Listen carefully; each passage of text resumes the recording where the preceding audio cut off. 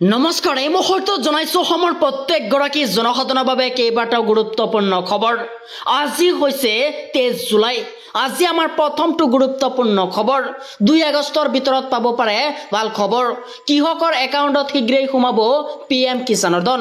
এই মুহূৰ্তত জনাইছো দেশৰ কোটি কোটি কৃষকৰ বাবে আহি গৈছে এটা ভাল খবৰ। 2 আগষ্টৰ ভিতৰত ভাগ্যোদয় হ'ব দেশৰ কৃষকৰ। PM কিষাণৰ 20 নং কিস্তিৰ ধনক লৈ আহি গৈছে এক ডাঙৰ খবৰ। আৰু চৰকাৰে ধন বিতৰণৰ বাবে সাজু কৰিছে ইতিমধ্যে তালিকা। শীঘ্ৰেই কৰি লওক আপুনি এই কেইটা কাম, অন্যথা বঞ্চিত হ'ব ধন লাভৰ পৰা। আৰু যোগ্য হিতাধিকাৰীৰ পৰিৱৰ্তে অযোগ্য হিতাধিকাৰীকে ঘূৰাই দিব লাগিব PM কিষাণৰ ধন।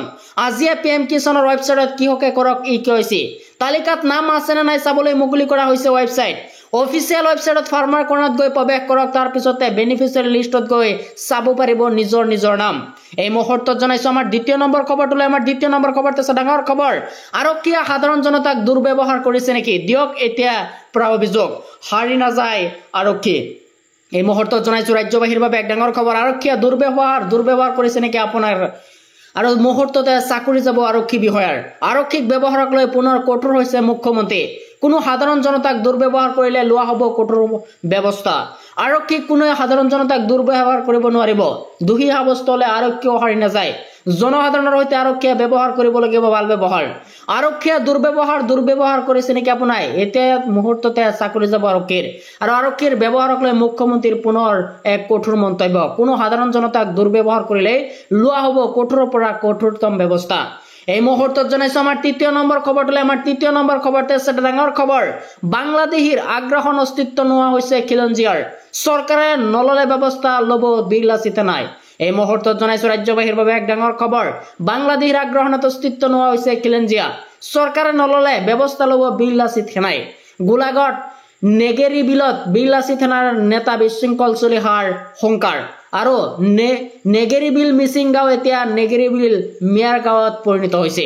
আৰু ক'ৰ পৰা এইখিনি মানুহ আহিল? আৰু নেগেৰী বিলত খিলঞ্জীয়া ভূমিপুত্ৰ মিচিং মানুহখিনিৰ কোনো ধৰণৰ অধিকাৰ নোহোৱা হৈ পৰিছে। আৰু এই মানুহবোৰ আহিছে ক'ৰ পৰা? আৰু বাংলাদেশ মূলৰ মানুহবোৰৰ লগত খিলঞ্জীয়া মানুহখিনি এখন যুদ্ধৰ বাবে সাজু হ'ব লাগিব বুলি মন্তব্য। আৰু মিচিং মানুহসকলে কিন্তু চৰকাৰে গড় পোৱা নাই, কিন্তু সন্দেহযুক্ত মানুহে গড় পাইছে। এওঁলোকক হয় চৰকাৰে উঠাব, নহ'লে বিৰলাসী থানাই আঁতৰাব।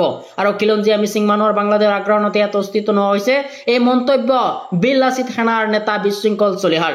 এই মুহূৰ্তত জনাইছো আমাৰ 5 নম্বৰ খবৰটোলৈ। আমাৰ 5 নম্বৰ খবৰতে আছে ডাঙৰ খবৰ। 15 আগষ্টত ৰাজ্যত নতুনকৈ গঠন হ'ব 10খন সমজিলা। মুখ্যমন্ত্ৰীয়ে কৰিছে এক ডাঙৰ ঘোষণা। এই মুহূৰ্তত জনাইছো ৰাজ্যবাহীৰ বাবে এক ডাঙৰ খবৰ। 15 আগষ্টত ৰাজ্যত নতুনকৈ গঠন হ'ব 10খন সমজিলা। বকো, ছয়গা, পলাশবাৰী, বৰচলা, ৰঙাপাৰা, মাকুমৰ লগতে ডিগবৈ, টিয়ক, মৰিনী, দলাই দুধনৈত পাব সমজিলাৰ মৰ্যাদা। স্বাধীনতা দিৱস উপলক্ষে ৰাজ্য চৰকাৰে জনসাধাৰণক দিব এই উপহাৰ। জনসাধাৰণৰ সুবিধাৰ্থে ৰাজ্য চৰকাৰে গ্ৰহণ কৰিছে এই সিদ্ধান্ত। এই পদক্ষেপৰ প্ৰশাসনিক কাম কাজ সহজ হোৱাৰ আশা চৰকাৰ। আৰু জনসাধাৰণৰ বাবে চৰকাৰী কাম কাজৰ প্ৰক্ৰিয়া হৈ পৰিব অতি সহজ। মুখ্যমন্ত্ৰী হিমন্ত বিশ্ব শৰ্মাই সামাজিক মাধ্যমত জনালে এই কথা।